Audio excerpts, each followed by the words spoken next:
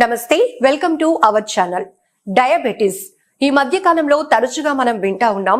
Diabetes అనేది వయసుతో సంబంధం లేకుండా చాలా మంది షుగర్ తో బాధపడతా ఉన్నారు. అయితే డయాబెటీస్ రావడానికి ముఖ్యమైన కారణాలేంటి? డయాబెటీస్ ఎన్ని రకాలుగా ఉంటుంది?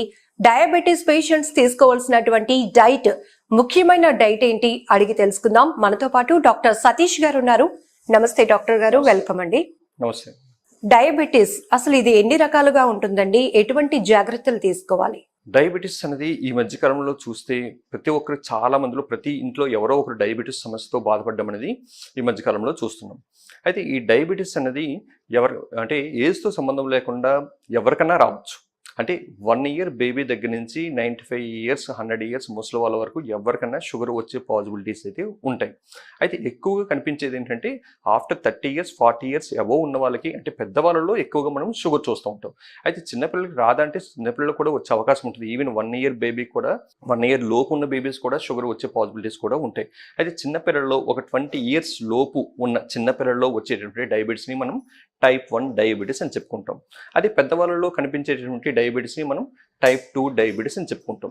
అయితే ఈ పాసిబిలిటీస్ పెద్దవాళ్ళలో వచ్చేటటువంటి ఈ డయాబెటీసే ఎక్కువగా మనం చూస్తూ ఉంటాం. అంటే ఒక 100 కేసెస్ తీసుకుంటే మోస్ట్లీ 98-99% ఆఫ్ కేసెస్ అన్నీ కూడా పెద్దవాళ్ళకు ఉండే డయాబెటీసే ఉంటుంది. చిన్నపిల్లల్లో చాలా రేర్గా కనిపిస్తూ ఉంటుంది. అంటే 1-5% ఆఫ్ కేసెస్లో మాత్రమే చిన్నపిల్లల్లో మనం చూస్తూ ఉంటాం. అయితే ఎవరికన్నా అది టైప్ 1 డయాబెటీస్ అన్నా టైప్ 2 డయాబెటీస్ అయినప్పటికీ తీసుకోవాల్సిన జాగ్రత్తలు ఒకే రకంగా ఉంటాయి. ముఖ్యంగా ఏంటంటే దాన్ని తీసుకోవాల్సిన జాగ్రత్తలు first of all food protocol, చక్కగా ఒక డైటరీ ప్రోటోకాల్ ఉంటుంది, అది చక్కగా ఫాలో అవ్వాలి. Next regular exercise must and should. అదేవిధంగా స్ట్రెస్ ఫ్రీ లైఫ్, టెన్షన్ సాధ్యమైనంత తగ్గించుకోవడం. నెక్స్ట్ మెడిసిన్స్, అది అలోపతి కావచ్చు, హోమియోపతి కావచ్చు, ఆయుర్వేదిక్ కావచ్చు, మెడిసిన్స్ వాడడం. ఈ 4 సాటిస్ఫైడ్గా చక్కగా చేయగలిగితే కనుక షుగర్ వల్ల ఎటువంటి కాంప్లికేషన్స్ రాకుండా మనం కాపాడుకోవచ్చు. First of all food protocol. Food ప్రోటోకాల్లో చాలా మందికి చాలా కన్ఫ్యూజన్స్ ఉంటాయి, చాలా డౌట్స్ ఉంటాయి. ఏం తినాలి, ఎలా తినాలి, ఏంటనేది డౌట్స్. అయితే ముఖ్యంగా షుగర్ ఉన్న వాళ్ళు అస్సలు తినకూడనటువంటి ఫుడ్ ఐటమ్స్ ఏంటంటే పంచదార, తేనె, బెల్లం. కొంతమందిలో ఏంటంటే బెల్లంతో చేసినవి తినొచ్చు కదా, పంచదార ఒకటే మానేసేయాలి, బెల్లంతో పర్వాలేదు అనుకుంటారు. సో బెల్లం వల్ల కూడా షుగర్ లెవెల్స్ పెరుగుతాయి. అయితే పంచదారతో కంపేరిటివ్గా చూసుకుంటే బెల్లం వల్ల షుగర్ లెవెల్స్ పెరిగేది కొంచెం తక్కువ ఉంటుంది. అంతే తప్ప బెల్లం తినమని కాదు. అంటే గుడ్డిలో మెల్ల బెటర్ అన్నట్టుగా అంటాం తప్ప సో బెల్లం తినమని ఎవరు ఎంకరేజ్ చేయరు. అదేవిధంగా తేనె కూడా ఆరోగ్యానికి చాలా మంచిది. షుగర్ పేషెంట్స్కి మాత్రం షుగర్ లెవెల్స్ పెంచడం వల్ల కొన్ని కాంప్లికేషన్స్ వచ్చే అవకాశం ఉంటుంది కాబట్టి తేనె కూడా తగ్గించుకోవడం మంచిది. ఇలా పంచదార, తేనె, బెల్లం, స్వీట్స్, చాక్లెట్స్, బర్త్డే కేక్స్ లాంటివి, నెక్స్ట్ బేకరీలో దొరికే ఐటమ్స్, ఈ పేస్ట్రీస్, పిజ్జాస్, బర్గర్స్, ఇట్లాంటివన్నీ కూడా.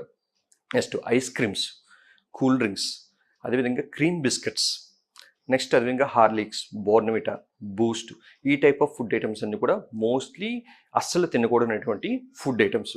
కొంతమందిలో షుగరు వచ్చిందని తెలియక కొంతమంది షుగర్ వచ్చిన వాళ్ళు కూడా ఏంటంటే కామన్గా షుగర్లో one of the main symptom ఏంటంటే వీక్నెస్, నీరసంగా ఉంటుంది. సో నీరసం తగ్గించుకుందామని చెప్పి కొంతమంది మిల్క్లో హార్లిక్స్ వేసుకుంటారు, కొంతమంది బూస్ట్ వేసుకుంటారు. మన అడ్వర్టైజ్మెంట్లో చూపించినట్టుగా ఏంటంటే అది వేసుకుంటే బలం వస్తుంది అన్న పాయింట్ ఆఫ్ వ్యూలో ఏంటంటే హార్లిక్స్, బూస్ట్ వేసుకుంటారు. కొంతమంది గ్లూకోన్ డీలు కూడా తాగుతూ ఉంటారు. అంటే షుగరు వచ్చిందని తెలియక ఇన్స్టెంట్ ఎలర్జీ వస్తుందేమో అని చెప్పి. సో దానివల్ల నీరసం వస్తుందేమో అని చెప్పి ఈ హార్లిక్స్, బోర్న్విటాలు, బూస్ట్లు, గ్లూకోన్ డీలు తాగడం వల్ల ఇంకా షుగర్ లెవెల్స్ పెరిగి ఇంకా నీరసం అయిపోతూ ఉంటారు. వాళ్ళు ఎంత ఎక్కువ తాగితే అంత నీరసం అవుతూ ఉంటారు. సో ప్రాపర్ డయాగ్నోసిస్ ఎంత ఎర్లీగా చేసుకుంటే కనుక కాంప్లికేషన్స్ రాకుండా అంత ఎర్లీగా ఆపుకోవచ్చు. నెక్స్ట్ అదేవిధంగా కొంతమంది బర్త్డే ఫంక్షన్స్కి వెళ్తారు. బర్త్డే ఫంక్షన్స్కి వెళ్ళిన తర్వాత అక్కడ కేక్స్ తింటూ ఉంటారు, ఆటోమేటిక్గా షుగర్ లెవెల్స్ పెరుగుతుంది. అదేవిధంగా కొంతమందిలో ఏంటంటే ఈ ఫంక్షన్స్కి వెళ్ళినప్పుడు ఏంటంటే ఐస్ క్రీమ్ తినకుండా ఆపుకోలేదు. ఎలాగో ఫ్రీగా ఇస్తుంటారు కదా, ఈ ఒక్కసారికి తినండి. లేదంటే స్వీట్స్, ఎవరింటికైనా వెళ్ళేటప్పుడు స్వీట్స్ చేసి పెడతారు, ఈ ఒక్కసారికి తినండి పర్వాలేదు. సో మొహమాటం కొద్ది తెలిసినా సరే ఈ స్వీట్స్ తినడం అలవాటు చేసుకుంటూ ఉంటారు. అదేవిధంగా టీలు, కాఫీలు తాగేటప్పుడు ఏంటంటే పంచదార దానిలో పంచదార వేసుకోవడం వల్ల కూడా ఏంటంటే షుగర్ లెవెల్స్ పెరుగుతూ ఉంటాయి. సో మోస్ట్లీ పంచదార అవాయిడ్ చేయాలి. పంచదార లేకుండా టీ తాగొచ్చు, కాఫీ తాగొచ్చు. అయితే పంచదార లేకుండా టీ, కాఫీలు పెద్దగా తాగలేము. సో అందుకు కొంతమంది ఏం చేస్తారంటే ఆర్టిఫిషియల్ స్వీట్నర్స్ వేసుకుంటారు. సో ఆర్టిఫిషియల్ స్వీట్నర్ కూడా అంత మంచిది కాదు, ఆర్టిఫిషియల్ స్వీట్నర్ కంటిన్యూగా వాడడం కూడా. అయితే బెటర్ టీని రీప్లేస్ చేసుకుంటే గ్రీన్ టీలోకి వెళ్ళడం బెటర్. ఆ గ్రీన్ టీలో కూడా మళ్ళీ తేనె కొంతమంది వేసుకుంటారు. అయితే తేనె ఎక్కువ వేసుకోకూడదు, లైట్గా టేస్ట్ కోసం కొద్దిగా వేసుకోవచ్చు. అయితే లైట్గా తేనె వేసుకున్నా సరే గ్రీన్ టీలో ఎటువంటి మార్పు, టేస్ట్లో ఎటువంటి మార్పు రాదు. సో బెటర్ గ్రీన్ టీ చక్కగా ఎటువంటి తేనె కానీ అట్లాంటివి ఏం వేసుకోకుండా డైరెక్ట్గా తాగడమే షుగర్ ఉన్న వాళ్ళకి బెటర్గా ఉంటుంది. నెక్స్ట్ అదేవిధంగా ఇప్పుడు నేను చెప్పినటువంటి ఫుడ్స్ అసలు తీసుకోకూడదు, కానీ అప్పుడప్పుడు తీసుకోవచ్చు, కానీ ఎక్కువగా తీసుకోకూడదు అనే ఫుడ్ ఐటమ్స్ ఏంటంటే మెయిన్గా దుంపకూరలు, బంగాళదుంపలు, చిలగడ దుంపలు, చామ దుంపలు, ఈ టైప్ ఆఫ్ దుంప జాతికి సంబంధించిన వాటిలో కూడా కార్బోహైడ్రేట్స్ ఎక్కువగా ఉంటాయి. కార్బోహైడ్రేట్స్ ఎక్కువగా ఉండడం వల్ల ఏమవుతుందంటే వాళ్ళు తిన్న తర్వాత వెంటనే షుగర్ లెవెల్స్ పెరిగే పాసిబిలిటీస్ ఉంటాయి. అందుకే వీటిని అప్పుడప్పుడు తీసుకోవచ్చు, ఒక మంత్లీ వన్స్ ఆర్ 15 డేస్కి వన్స్ అట్లా తీసుకోవచ్చు. కానీ అదే పనిగా ఎక్కువగా ఫ్రీక్వెంట్ కొంతమంది చాలామంది ఏంటంటే పొటాటో ఫేవరెట్స్ ఉంటారు. బంగాళాదుంపలు అంటే చాలా ఇష్టం, ఇంకా వాళ్ళకి చికెన్లు మటన్లు అన్నిటికంటే బంగాళాదుంపలు డైలీ తినమన్నా సరే తింటారు. సో అట్లాంటి వాళ్ళకి షుగర్ వచ్చిందంటే వాళ్ళు కంట్రోల్ చేసుకోవడం చాలా కష్టం. వాళ్ళు పొటాటో చిప్స్ లెక్క తింటూ ఉంటారు, లేదంటే బంగాళాదుంప ఫ్రైలు చేసుకుని తింటారు. సో మోస్ట్లీ ఈ దుంప జాతికి సంబంధించినవి ఎంత తగ్గించుకుంటే అంత బెటర్. ఇంకా క్యారెట్, బీట్రూట్ కూడా. క్యారెట్, బీట్రూట్ జనరల్గా ఆరోగ్యానికి చాలా మంచిది, కానీ షుగర్ ఉన్న వాళ్ళకి ఏంటంటే ఇవి కూడా దుంప జాతికి సంబంధించినవి కాబట్టి కార్బోహైడ్రేట్స్ ఎక్కువగా ఉంటాయి. సో దానివల్ల కూడా షుగర్ లెవెల్స్ పెరిగే పాసిబిలిటీస్ ఉంటాయి. సో అందుకు ఈ క్యారెట్, బీట్రూట్ అప్పుడప్పుడు మామూలుగా ఇప్పుడు వెజిటబుల్ సలాడ్స్లోగా మధ్యలో క్యారెట్ ముక్కలు, బీట్రూట్ ముక్కలు, ఏంటంటే కొన్ని బిర్యానీస్లో చేసినప్పుడు, వెజ్ బిర్యానీలో చేసినప్పుడు క్యారెట్ ముక్కలు అట్లా వేసుకోవచ్చు. అంతే తప్ప అచ్చంగా క్యారెట్ కూర తినడం, క్యారెట్ జ్యూసెస్ తాగడం అది కూడా మంచిది కాదు. చాలా మందికి ఇట్లా కన్ఫ్యూజన్ ఉంటుంది. జనరల్గా క్యారెట్ ఆరోగ్యానికి మంచిది కదా, తేనె ఆరోగ్యానికి మంచిది కదా అంటారు. కానీ షుగర్ ఉన్న వాళ్ళకి ఈవెన్ కొబ్బరి నీళ్ళు కూడా ఆరోగ్యానికి మంచిదే జనరల్గా, కానీ షుగర్ ఉన్న వాళ్ళకి షుగర్ లెవెల్స్ పెరుగుతాయి. షుగర్ లెవెల్స్ పెరిగితే వేరే కాంప్లికేషన్స్ వస్తాయి. సో మంచివి అయినప్పటికీ వీటిని మితంగా తీసుకోవడం అనేది ఇంపార్టెంట్. అవి కూడా ఎక్కువగా తీసుకోకూడదు. అదే ఇంకా డేట్స్ అంటే ఖర్జూరం, అది ఎండు ఖర్జూరం కావచ్చు, మామూలు ఖర్జూరం కావచ్చు, ఇవి కూడా చాలా మంచిది ఆరోగ్యానికి జనరల్గా యాజ్ ఎ నార్మల్ పర్సన్స్కి. కానీ షుగర్ ఉన్న వాళ్ళకి ఏంటంటే షుగర్ లెవెల్స్ పెంచుతుంది కాబట్టి వీటిని కూడా తగ్గించుకుంటే మంచిది. నెక్స్ట్ అన్ని రకాల ఆకుకూరలు తీసుకోవచ్చు. ఆకుకూరలో ఎటువంటి ప్రాబ్లం అయితే ఉండదు. చాలామంది ఏంటంటే అవి తినకూడదు, ఇవి తినకూడదు అంటే మరి ఏం తినాలి షుగర్ ఉన్న వాళ్ళు, అన్ని మానేయమని అంటే తినాల్సినవి చాలా ఉంటాయి, తినకూడదు 10% మాత్రమే చెప్తాం. అయితే మన దృష్టి ఎప్పుడు కూడా ఎట్లా ఉంటుందంటే మనం తినవలసిన 90% వాటి మీద ఉండడం కంటే ఏవైతే తినకూడదని చెప్తామో ఆ 10% వాటి మీదే దృష్టి వెళ్తుంది. సో అందుకు మనకి అట్లా అనిపిస్తుంది తప్ప ఇప్పుడు ఆకుకూరలు అన్ని రకాల ఆకుకూరలు తీసుకోవచ్చు. తోటకూర, బచ్చల కూర, మునగాకు, పాలకూర. అయితే జనరల్గా మనం ఇవి ఎక్కువ అసలు మనం ఫుడ్స్ లెక్కే కన్సిడర్ చేయం. అందుకే ఇవన్నీ కూడా మనం ఏంటంటే ఇవి తినవచ్చు అని చెప్పినా సరే పెద్ద సాటిస్ఫాక్షన్ ఉండదు జనరల్గా. సో ఇవన్నీ కూడా ఆకుకూరలు చక్కగా తీసుకోవచ్చు, అన్ని రకాల ఆకుకూరలు తీసుకోవచ్చు. ఏది కూడా ఈవిని గోంగూర కూడా వాతం చేస్తుంది అంటారు, అది కూడా అవసరం ఉండదు, చక్కగా హ్యాపీగా తీసుకోవచ్చు గోంగూర కూడా.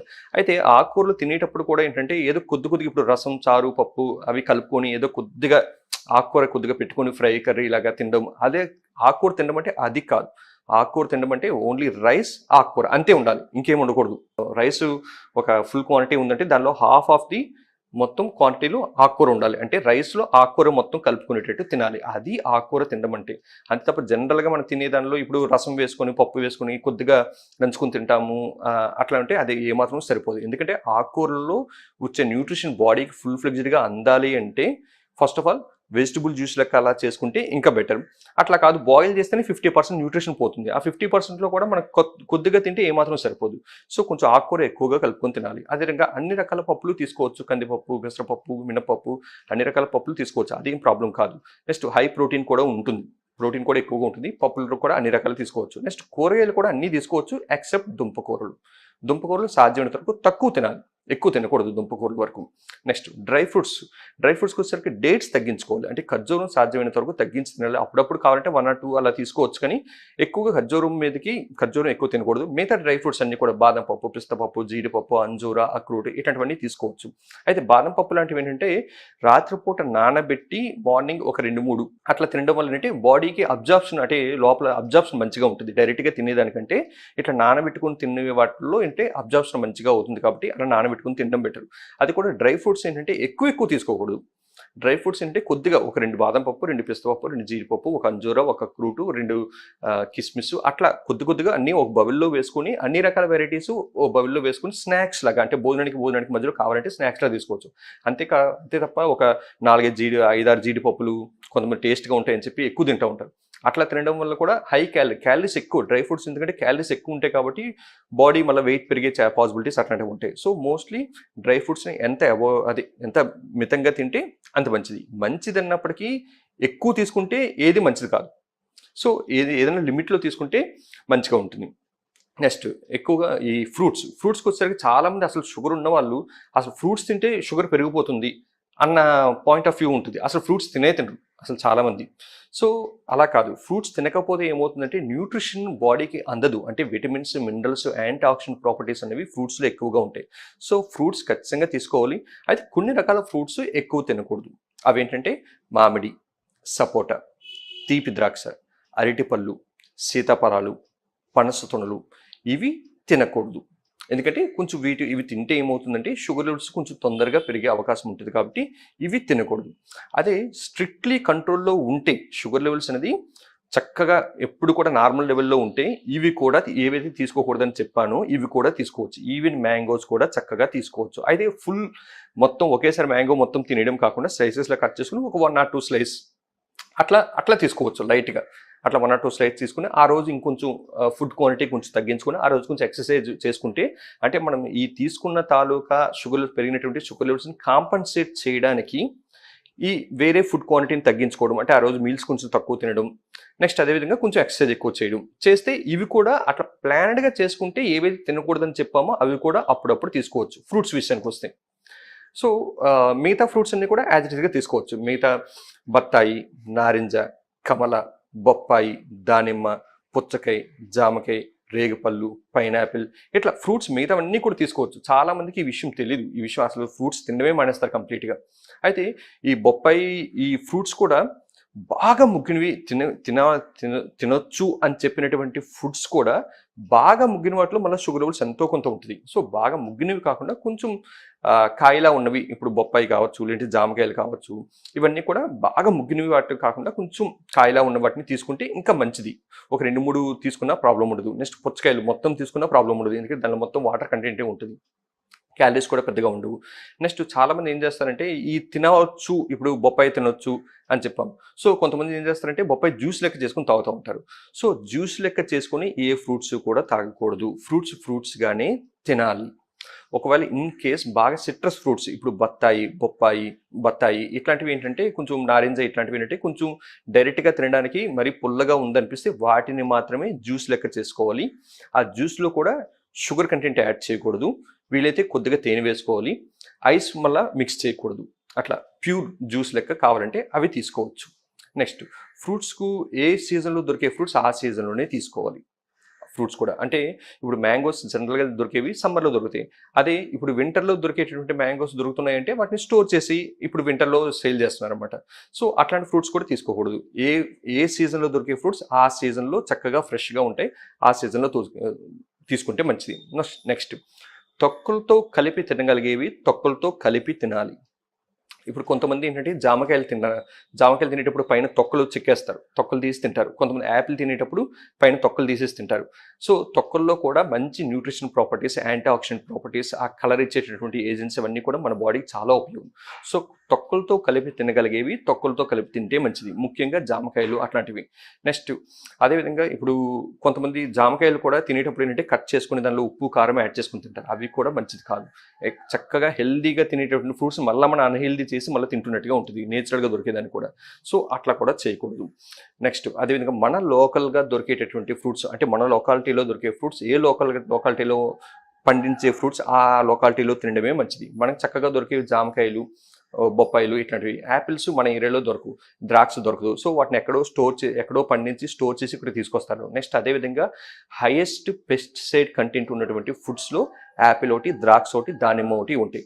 సో వాటిని తినేదానికంటే కొంచెం ఆ పెస్టిసైడ్ కంటెంట్ వల్ల వచ్చే అనర్థాలే కొంచెం ఎక్కువగా ఉంటాయి. సో తినొచ్చు కానీ తక్కువగా తినండి, ఎక్కువగా తినొద్దు. సో ఫ్రూట్స్ అదేవిధంగా తినేటప్పుడు ఎంటీ స్టమక్స్లో తినాలి ఫ్రూట్స్ ఎప్పుడు కూడా. అంతే తప్ప ఇప్పుడు చాలామందికి అలవాటు ఏంటంటే భోజనం చేసేటప్పుడు డైనింగ్ టేబుల్ మీద ఫ్రూట్స్ పెట్టుకొని అరటిపళ్ళు అవి పెట్టుకొని, అంటే భోజనం చేసిన వెంటనే ఒక ఫ్రూట్ తినండి అనేది జనరల్గా చాలామంది చెప్పేది. కానీ జనరల్గా ఫ్రూట్స్ వల్ల వచ్చేటటువంటి 100% బెనిఫిట్ మనకు అందాలి అంటే కనుక ఎంటీ స్టమక్లో తినడం మంచిది. అంటే ఎంటీ స్టమక్ అంటే మళ్ళీ తెల్లవారుజామునని కాదు. సో కడుపు ఖాళీగా ఉండేటప్పుడు, ఇప్పుడు for example afternoon 1 o'clock 2 o'clock lunch చేసాం, మళ్ళీ ఈవినింగ్ టైంలో ఒక 5 o'clock 6 o'clock ఆ టైంలో కొంచెం కడుపు ఖాళీగా ఉంటుంది. ఆ టైంలో తింటే ఏమవుతుందంటే ఫ్రూట్ దాని యొక్క 100% బెనిఫిట్ బాడీ అబ్జర్వ్ చేసుకుంటుంది కడుపు ఖాళీగా ఉండేటప్పుడు. అదే కనుక మనం లంచ్ చేసిన తర్వాత ఫ్రూట్ తిన్నాం అనుకోండి, ఏం జరుగుతుందంటే మనం అనుకుంటాం లంచ్ విడిగా చేసాము తర్వాత ఫ్రూట్ తిన్నామని చెప్పి. సో మనం ఫస్ట్ వేసుకునే రైసు, పప్పు, చారు, రసం, ఆ పికిళ్ళు, ఆ కరడు అన్నీ లోపలికి వెళ్ళిన తర్వాత అంతా మిక్సింగే ఉంటుంది. దాంతో ఈ ఈ ఇట్లా ఈ నాన్ వెజ్లు, చికెన్లు, మటన్లు తిన్న దగ్గర ఏంటంటే ఆ తర్వాత ఒక ఫ్రూట్ తింటే అది వీటన్నిటితో మిక్స్ అయ్యి సరిగ్గా అబ్జార్ప్షన్ సరిగ్గా జరగదు, దాని న్యూట్రిషన్ వాల్యూస్ కూడా పోతాయి. సో అందుకు ఎప్పుడు కూడా ఫ్రూట్స్ ఎప్పుడు కూడా ఎంప్టీ స్టమక్లో తీసుకోవడం అనేది దాని యొక్క 100% బెనిఫిట్స్ అనేది మనం పొందగలుగుతాం. నెక్స్ట్ అదేవిధంగా ఈ నాన్ వెజిటేరియన్కి వస్తే చికెన్ ఎక్కువగా చాలామంది ఇప్పుడు ఇష్టపడేది ఏంటంటే చికెన్, అది కూడా boiler chicken. Mostly boiler chicken ఎంత అవాయిడ్ చేస్తే అంత మంచిది. బాయిలర్ చికెన్ ఎందుకంటే వాటిని ఇప్పుడు స్టెరాయిడ్స్ ఇచ్చి కొన్ని జెంటామైసిన్ ఇంజెక్షన్స్ లాంటివి వేసి సంథింగ్ కొన్ని కెమికల్స్ లాంటివి వేసి వాటిని తొందరగా పెరిగేటట్టు చేస్తారు. సో ఆ టైప్ ఆఫ్ వాటిని మనం తినడం వల్ల ఏంటంటే ఆ ఇంపాక్ట్ మన మీద కూడా పడుతుంది. So maximum boiler chicken avoid చేయండి. నాటుకోడి తినగలిగితే కొంతవరకు పర్వాలేదు, అది కూడా స్కిన్లెస్ చికెన్ తీసుకుంటే బాడీకి ఫ్యాట్ కంటెంట్ అంటే కొలెస్ట్రాల్ లెవెల్స్ పెరగకుండా ఉంటుంది. అది కూడా లిమిట్గా తీసుకోవాలి. మటన్ కూడా తీసుకోవచ్చు, అయితే లిమిట్గా తీసుకోవాలి. ఎందుకంటే మటన్లో కొంచెం ఫ్యాట్ కంటెంట్ ఎక్కువగా ఉంటుంది, తొందరగా కొలెస్ట్రాల్స్ వచ్చే పాసిబిలిటీస్ ఉంటాయి. అంటే ఇప్పుడు ఈ చికెన్ మటన్ వల్ల షుగర్ లెవెల్స్ పెరగవు, కానీ షుగర్ ఉన్న వాళ్ళకి ఏంటంటే తొందరగా కొలెస్ట్రాల్ లెవెల్స్ పెరిగే అవకాశం ఉంటుంది. కొలెస్ట్రాల్ లెవెల్స్ పెరిగిందంటే మన హార్ట్ అటాక్స్, పక్షవాతాలు ఇట్లాంటివి వచ్చే అవకాశం ఉంటుంది. కాబట్టి సాధ్యమైనంత వరకు మటన్ అనేది కొంచెం తగ్గించుకుంటేనే మంచిది. So better to eat fish వరకు మంచిది, పర్వాలేదు. వారానికి ఒకసారైనా ఫిష్ లెక్క తీసుకోవచ్చు. అది కూడా ఫిష్ ఫ్రై కాదు, ఫిష్ కర్రీ టైప్ చేసుకుని తినాలి. నెక్స్ట్ ఎగ్ వరకు బాయిల్డ్ ఎగ్ అయితే డైలీ తీసుకోవచ్చు, అది ప్రాబ్లం లేదు. ఎగ్ మామూలుగా వండుకొని తినేటప్పుడు ఏంటంటే వారానికి ఒకసారి 2 సార్లైనా ఎగ్ వరకు పెద్ద ప్రాబ్లం అయితే కాదు. నెక్స్ట్ తినేవి తక్కువ ఎక్కువ సార్లు తినాలి. అంటే దాని అర్థం ఏంటంటే ఎక్కువ తినమని కాదు. 3 పూట్ల తినేది జనరల్గా 6 పూట్ల తినమని చెప్తాం. అంటే దాని అర్థం 6 పూటలు అంటే ఎక్కువ తినమని కాదు. 3 పూట్ల తినే క్వాంటిటీ ఆఫ్ ఫుడ్ని స్ప్లిట్ చేసుకొని 6 పూట్ల తినమని చెప్తాం. అంటే తక్కువ ఎక్కువ సార్లు. ఎందుకు ఇట్లా చెప్తామంటే ఒకేసారి ఎక్కువ తినడం వల్ల ఏంటంటే వెంటనే షుగర్ లెవెల్స్ షూట్ అప్ అవుతాయి, షుగర్ లెవెల్స్ పెరుగుతాయి. అదే తక్కువ తింటే కనుక మన బాడీలో ఇన్సులిన్ ప్రొడక్షన్ చక్కగా దానికి తగినట్టుగా రిలీజ్ అయ్యి దాన్ని కంట్రోల్లో ఉండేటట్టు చేయగలుగుతుంది అనమాట. ఇప్పుడు ఫర్ ఎగ్జాంపుల్ మార్నింగ్ 8 o'clock లోపు మనం బ్రేక్ఫాస్ట్ చేసేస్తాం.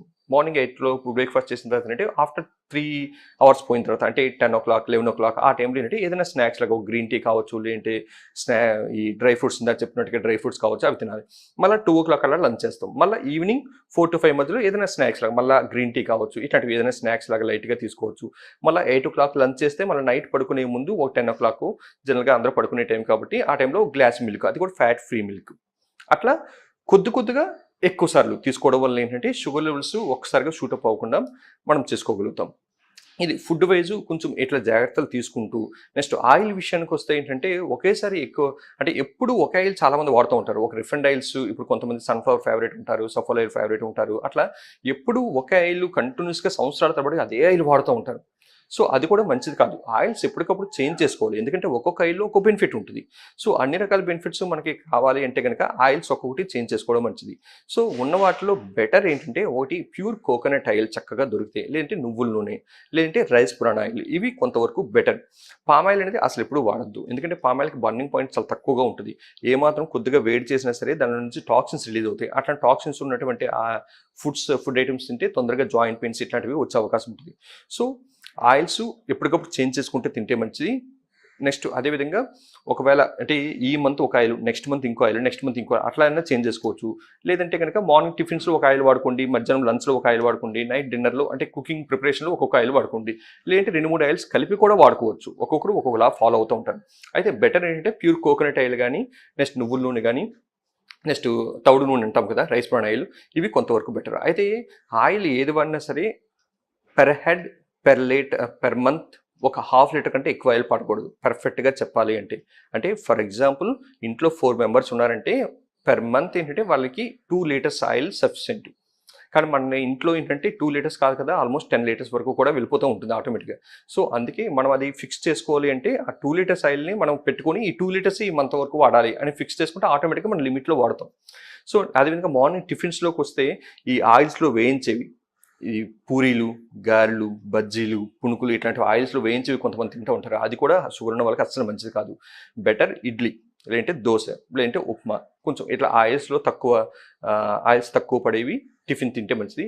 లేదు ఇంకా బెటర్ ఏంటంటే ఈ బ్రేక్ఫాస్ట్ కూడా ఈ టిఫిన్స్ కూడా అవాయిడ్ చేసి చక్కగా స్ప్రౌట్స్, మొలకెత్తన విత్తనాలు, అవి తింటే ఇంకా మంచిది. ఒక వెజిటబుల్ జ్యూస్ తాగి మార్నింగ్ టైంలో మొలకెత్తిన విత్తనాలు తింటే చాలు, ఇంకా అంతమించి వేరే టిఫిన్స్ ఏం అవసరం లేదు. లేదు అంటే కొంతమంది ఇష్టం ఉంటే కనుక మిల్క్లో ఓట్స్ వేసుకొని కొంతమంది తాగొచ్చు, లేదంటే మిల్క్లో కార్న్ ఫ్లాక్స్ వేసుకొని తాగొచ్చు వితౌట్ షుగర్ లేకుండా, వితౌట్ షుగర్. ఇట్లా బ్రేక్ఫాస్ట్ టైంలో బ్రేక్ఫాస్ట్ చాలా మంది స్కిప్ చేస్తూ ఉంటారు. బ్రేక్ఫాస్ట్ ఎప్పుడు కూడా స్కిప్ చేయకూడదు. బ్రేక్ఫాస్ట్ ఎప్పుడు కూడా హెవీగా తినొచ్చు. యాక్చువల్గా బ్రేక్ఫాస్ట్ 4 ఇడ్లీ తినే దగ్గర 10 ఇడ్లీ అయినా తినొచ్చు, ప్రాబ్లం లేదు. నెక్స్ట్ అదే ఇంకా బ్రేక్ఫాస్ట్తో కంపేటివ్గా చూసుకుంటే లంచ్ తగ్గాలి, లంచ్తో కంపేటివ్గా చూసుకుంటే డిన్నర్ ఇంకా తగ్గాలి. అంటే బ్రేక్ఫాస్ట్ ఫుల్ మీల్స్లో తినొచ్చు, లంచ్ హాఫ్ మీల్స్లో తినొచ్చు, నైట్ డిన్నర్ 1/4 మీల్లా తినొచ్చు. అంటే నైట్ ఎంత తక్కువ తింటే అంత మంచిది ఫుడ్. ఎందుకంటే నైట్ తిన్న తర్వాత పడుకుంటాం కాబట్టి చక్కగా నైట్ లైట్ డైట్, అది కూడా భోజనానికి కనీసం పడుకోవడానికి కనీసం 2 గంటల ముందే తినేసి పడుకోవాలి. సో ఇట్లా డైట్ వైజ్ ఇవి చక్కగా ఫాలో అవుతూ next regular exercise minimum 30 minutes అనే ఎక్సర్సైజ్ ఉండాలి బాడీకి.